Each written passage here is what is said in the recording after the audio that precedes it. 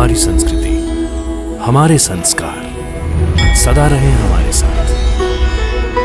भारत की पुरातन गाथाएं और महान संतों की वाणी। सब्सक्राइब करें तिलक कथाएं।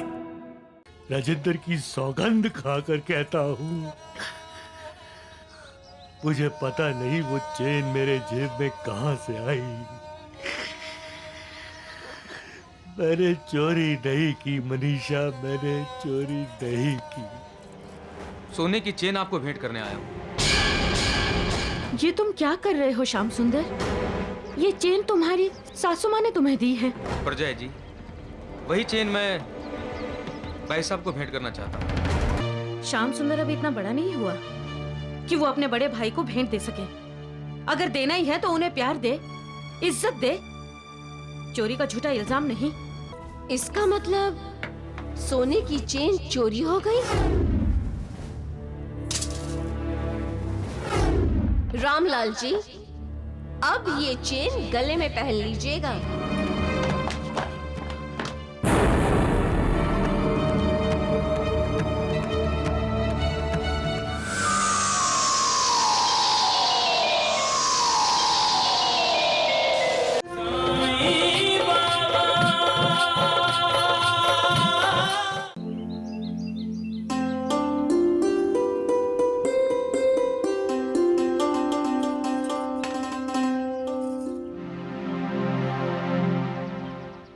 किस सोच में डूबे हैं आप? लीजिए, मूली के पराठे खा लीजिए। मनीषा, लाख कोशिश करने के बाद भी खट्टा मन और फटा दूध फिर से एक जैसे नहीं हो सकते। क्यों बार बार दोहरा रहे हैं उस बात को? भूल जाइए।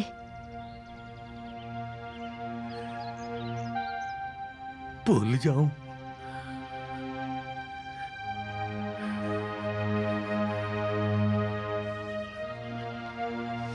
कैसे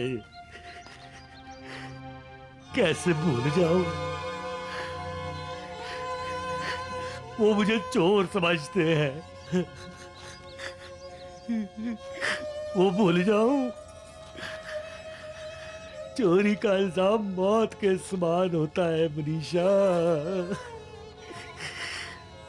मैं अपनी मौत को कैसे भूल जाऊं?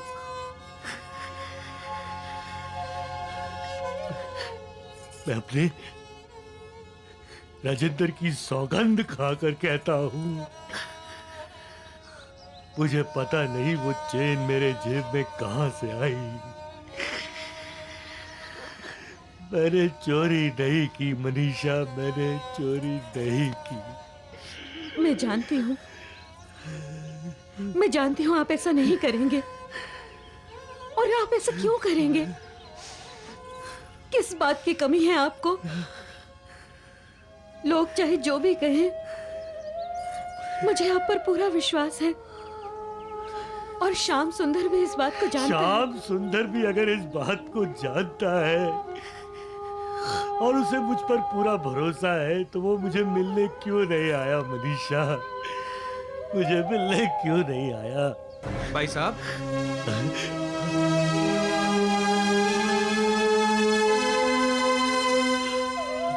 ओए, क्या बात है श्याम सुंदर? ओए श्याम सुंदर, मुझे पूरा विश्वास था मेरा यार आएगा। आजा आजा, गले लग जा यार, मेरे कलेजी की आग को ठंडा कर दे। आजा, गले लग जा यार, गले लग जा।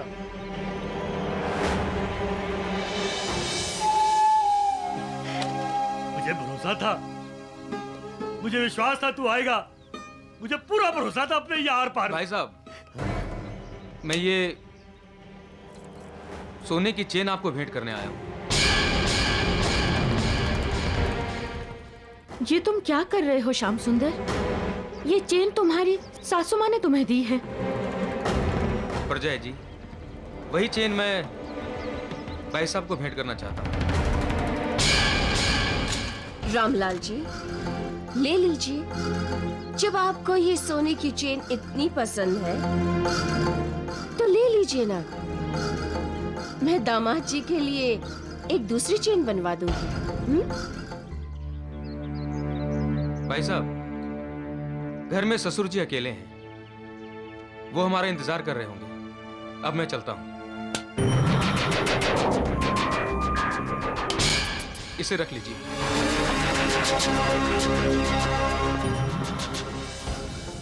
अरे हाँ रामलाल जी, अब की बार इस सोने की चेन को जेब में मत रखिएगा, गले में पहन लीजिएगा, ठीक है?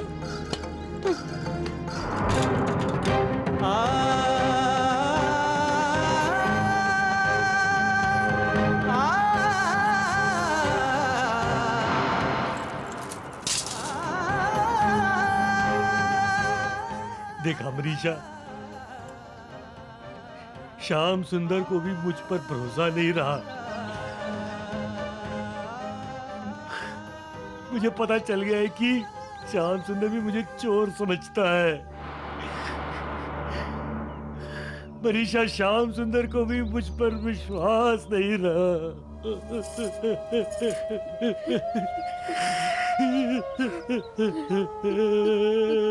मनीषा,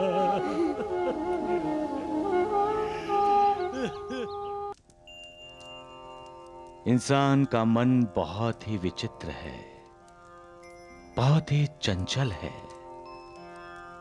जो इस मन को काबू में रखना जानता है वो ही जिंदगी में सुख से रह पाता है मालसापति। और जो मन को काबू में नहीं रखता वो दुखी होता है, क्योंकि मन ही उसे प्यार करना सिखाता है और नफरत करना भी मन ही सिखाता है। मन ही पराये को अपना और अपने को पराया मानता है। किसी की इज्जत करना भी मन ही सिखाता है और किसी की बेइज्जती करना भी मन ही सिखाता है। मन के रिश्तों में शंका और अविश्वास पैदा हो जाए तो मन खट्टा हो जाता है, और लाख कोशिश करने के बाद भी फटा दूध और खट्टा मन पहले जैसा नहीं रहता। और लाख कोशिश करने के बाद भी फटा दूध और खट्टा मन पहले जैसा नहीं रहता। तरकारी पर ध्यान दे रही हो, अपने पति पर नहीं।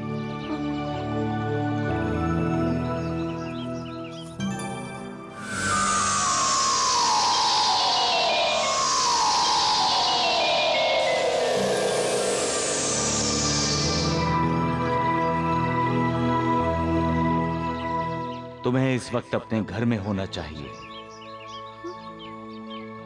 जाओ, अपने पति की रक्षा करो। मेरे पति को क्या हुआ? आओ, मेरे साथ आओ। इसका मतलब सोने की चेन चोरी हो गई?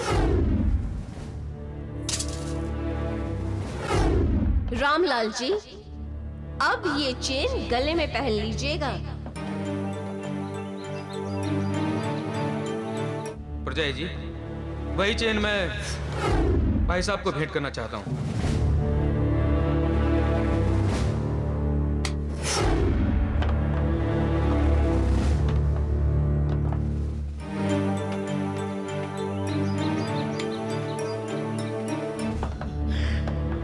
मन के रिश्तों में शंका और अविश्वास पैदा हो जाए तो मन खट्टा हो जाता है, और लाख कोशिश करने के बाद भी फटा दूध और खट्टा मन पहले जैसा नहीं रहता।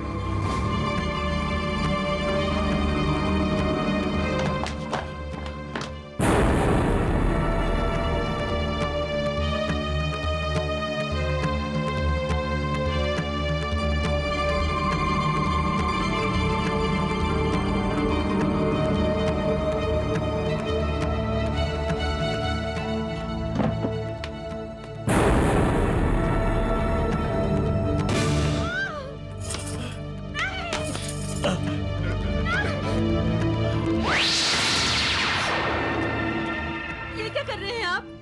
ऐसा मत कीजिए। मनीषा, मैं जिंदा नहीं रहना चाहता। मनीषा, मुझे मर जाने दो। आपको मेरी कसम, ऐसा मत कीजिए, ऐसा मत कीजिए। नहीं, अगर आपको मरना है तो हम दोनों साथ में मरेंगे।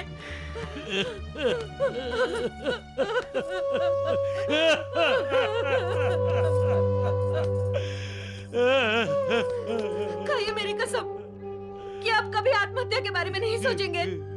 खाइए मेरी कसम। मनीषा, जब श्याम सुंदर भी मुझे चोर समझता है तो मैं क्यों जिंदा रहूं? बेइज्जती की जिंदगी जीने से तो अच्छा है मर जाऊं मैं।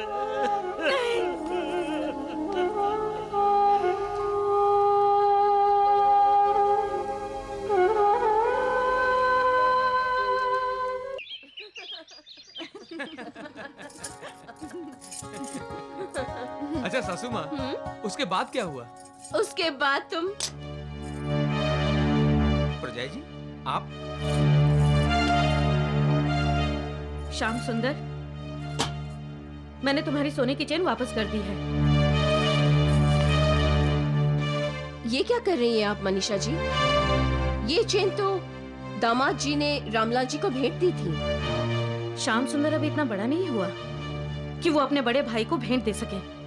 अगर देना ही है तो उन्हें प्यार दे, इज्जत दे, चोरी का झूठा इल्जाम नहीं। इल्जाम कोई झूठा नहीं था मनीषा जी। ये सोने की चेन रामलाल जी की जेब से ही निकली थी, और वो भी सबके सामने। सुना तुमने श्याम सुंदर? तुम्हारी सास कह रही है कि चेन रामलाल जी ने चुराई थी, और तुम भी यही मानते हो। इसलिए तुमने इनके कहने पर वो चेन रामलाल जी को भेंट कर दी और उनका अपमान किया। और जानते हो रामलाल जी क्या सोचकर बैठे थे? उन्हें विश्वास था कि उनका भाई उन्हें कभी चोर नहीं समझ सकता, भले ही सारी दुनिया उन्हें चोर समझ ले। लेकिन तुमने तो उनके विश्वास की हत्या कर दी। जानते हो, तुम्हारे बर्ताव से उन्हें इतना दुख पहुंचा कि वो जान देने पर उतारू हो गए। जान देने पर? हाँ, जान देने पर। क्योंकि वो सिर्फ देना जानते हैं, लेना नहीं। तुम भूल गए, आज तुम जो कुछ भी हो वो रामलाल जी की बदौलत हो, पर उनके प्यार, उनके मेहरबानियों के बदले में तुमने उन्हें क्या दिया? चोरी का झूठा इल्जाम। तुम किसी को सुख नहीं दे सकते तो दुख तो मत दो। प्यार नहीं दे सकते तो नफरत तो मत दो। अगर तुम उन्हें इज्जत नहीं दे सकते तो कम से कम चोरी का झूठा इल्जाम तो मत दो। रामलाल जी जैसे नेक और सच्चे इंसान को दुख पहुंचाकर तुमने बहुत बड़ा पाप किया है। भगवान तुम्हें इसके लिए कभी माफ नहीं कर सकता, कभी नहीं।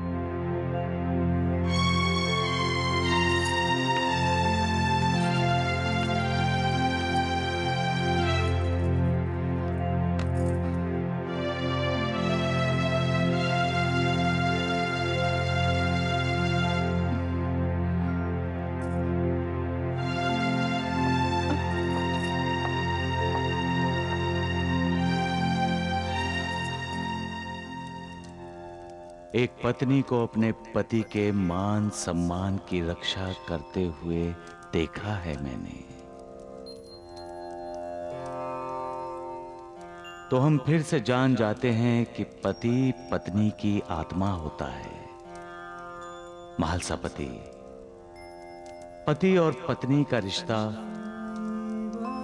ईश्वर और भक्त की तरह होता है। जिस प्रकार ईश्वर और भक्त में द्वैत यानी दूजा भाव नहीं होता, उसी प्रकार पति और पत्नी के बीच द्वैत नहीं होता। पूरा समर्पण होता है, पूर्ण समर्पण। और जहां पूर्ण समर्पण होता है वहां ईश्वर का निवास होता है।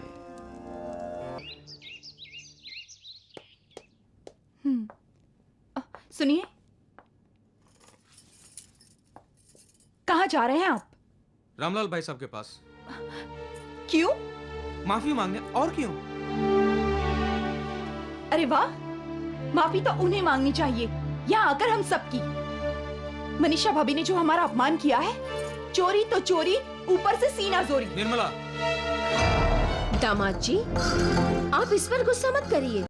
ये कुछ भी गलत नहीं कह रही है। आप अपनी वो मनीषा भाभी के बहकावे में मत आइए। वो आपकी भावनाओं के साथ खेलना चाहती है। कैसे अकड़ कर कह रही थी कि आज आप जो कुछ भी हैं, सिर्फ रामलाल जी की बदौलत है। ठीक ही तो कहा परजाई जी ने। क्यों? क्या आपने मेहनत नहीं की? क्या आपके पास दिमाग नहीं है? क्या राजेंद्र साइकिल्स की जिम्मेदारी आपने नहीं निभाई? लेकिन निर्मला, वो राजेंद्र साइकिल्स की जो भी बरकत हुई है ना, वो सिर्फ आप ही की वजह से हुई है। आप दिन रात काम करते हैं, तभी जाके रामलाल जी आराम करते हैं। और फिर भी मनीषा जी कहती हैं कि रामलाल जी आपको आबाद देखना चाहते हैं। लेकिन मैं तो कहूँगी रामलाल जी आपको बर्बाद करना चाहते हैं। हाँ, और अगर आपको अपनी बर्बादी से बचना है ना, तो जाइए, जाकर उनसे राजेंद्र साइकिल्स का हिस्सा मांगिए। क्या? हाँ।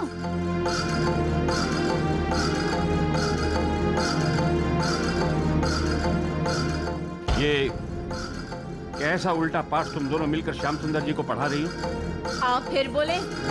आपको किसी ने कुछ पूछा है? नहीं ना? तो चुप रहिए। मैं आपकी बेटी की माँ हूँ। मैं उसका भला ही सोचूंगी और भला ही करूंगी, समझ गए?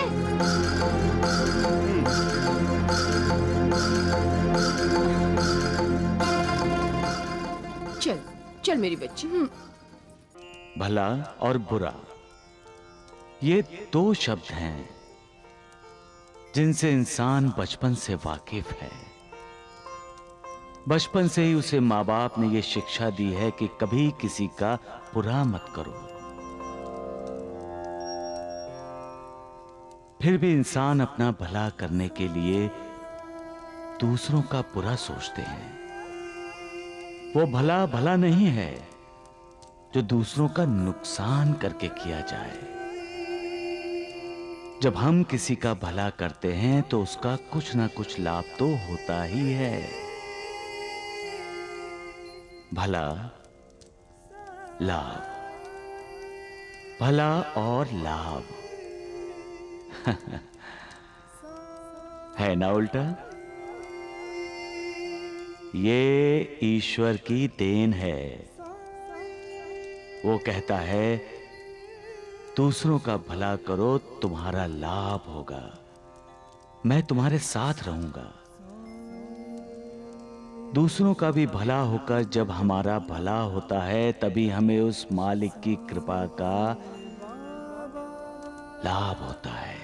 और बुरा साईं बाबा? बुरा बुरा का उल्टा क्या है? रा बु, यानी रब, यानी मालिक। उस मालिक ने बुरे शब्द के द्वारा हमें यह संकेत किया है कि हमने किसी का बुरा किया या सोचा तो मालिक हमें कभी माफ नहीं करेगा।